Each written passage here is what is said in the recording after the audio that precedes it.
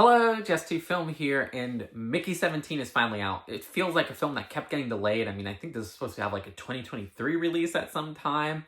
It's Bong Joon-ho's first movie since Parasite, so that's 6 years of a gap.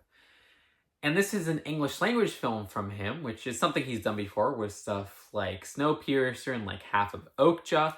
It's a script written by him as well. And this is a dark sci-fi comedy. It's pretty heavy on the comedy. I was actually surprised at how heavy the comedy was here. Where it's about a worker on a foreign planet and he keeps coming back.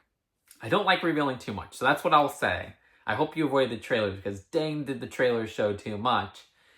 This is played by Robert Pattinson. It's Mickey. And Mickey is a fantastic performance from Robert Pattinson. It's so distinct from his other performances. It's a hilarious performance. It's a character that is fun to follow, a character you can get behind, who's interesting to dissect in this strange sci-fi world they're placed in. And my favorite part of the movie are probably the performances. So Robert Pattinson's fantastic in here, and then the two other performances that I thought were fantastic were by Mark Ruffalo and also by Toni Collette. So Mark Ruffalo is playing a character that's almost like his Poor Things character, but with a much harder Trump tyrant twist. And Toni Collette's character is almost a bit like Frances McDormand's character in her demeanor from one of my favorite movies, one of my favorite comedies, which is Burn After Reading. Seeing those characters' dynamics and how they interact with Mickey is a lot of fun. So I love that trio there. There are some performances that are pretty fun from Steven Yeun and from Naomi Ackie. But that kind of starts my first big problem with the movie, which is beyond those first three I mentioned, Pattinson, Collette, and Ruffalo. The supporting characters in this film feel underwritten.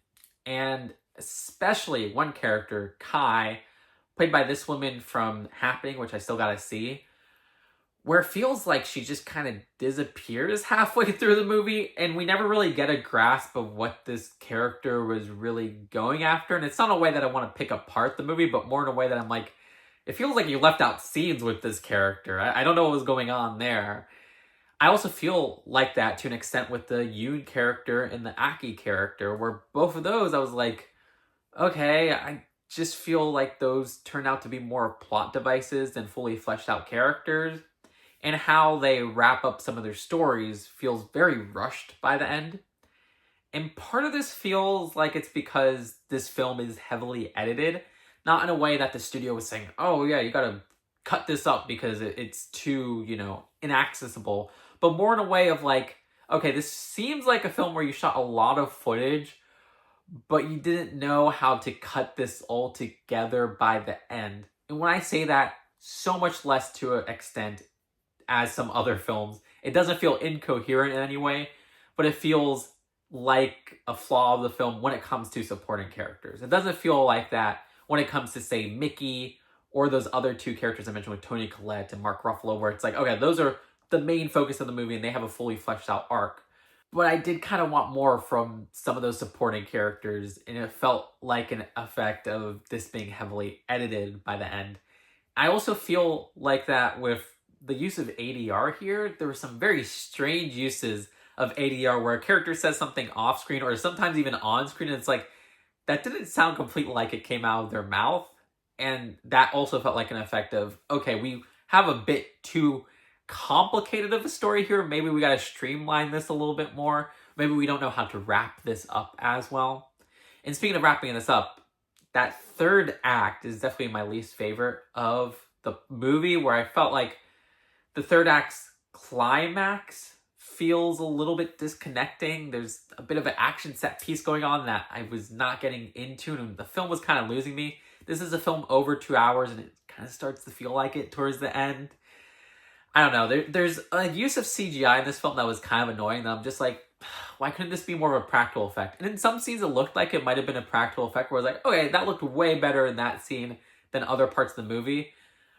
But how it's used throughout the movie, it was just kind of bad CGI. There's also some awkward CGI explosions. I was like, come on, just make this more practical because it looks out of place and it's taking me out of the movie.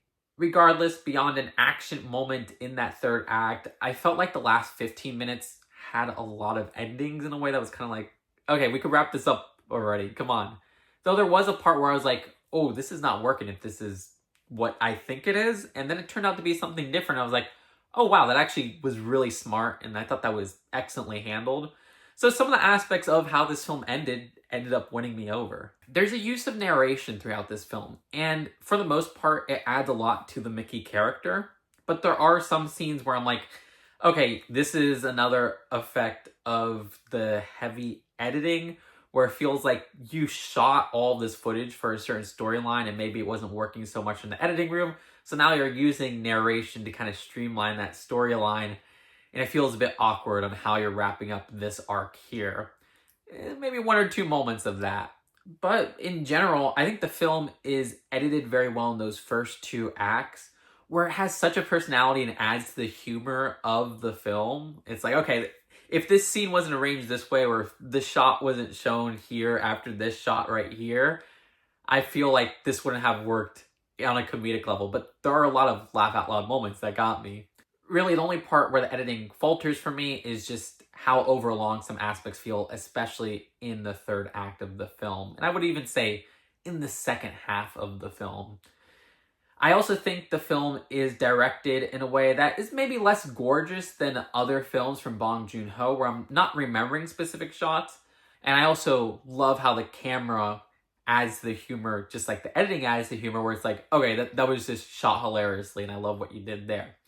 So it may not be the most flashy of his films in a visual sense, but the only weak visual aspect I would say is the heavy use of CG that just feels awkward. The score is also pretty dang good. I was like, oh yeah, that sounds beautiful. There's a lot of piano scores here, and none of it conflict with the tone that is darkly comedic for the most part. I also think the licensed music was excellent. There was like an intimate scene that had a song, and I was like, oh, I want to add that to my Spotify. I'm going to have to look at the credits. And the small negative would also be that I felt like there was a bit of plot conveniences in a scene or two that I wish didn't have that, where it was like, okay, you could have cleverly tied that into the story and have that happen than what we had on screen here, where it's just like, okay, these two insane situations happen at the same time. Just felt a little bit weak in that aspect, but it's not as prevalent as other movies. So if all things considered, I enjoyed this quite a bit. Sure, it feels overlong and so many characters feel undercooked, but I had so much fun with particular performances and how this is edited and how this is shot. Mickey 17, more like Mickey's 7 out of 10. I'll probably rewatch it soon. I also think it's a very accessible movie compared to some of his other things, but I mean, Parasite is also a very accessible movie, and Snowpiercer as well. I do think this is my favorite out of his English language movies, if you count half of Okja, and if you count Snowpiercer. So let me know what you think of Mickey 17 in the comments below. Do you agree or disagree? Just be polite. Subscribe here for more honest film reviews and timely film reviews. Seriously, you subscribing and liking this video helps out so much, and I'll see you later. Peace out. Bye.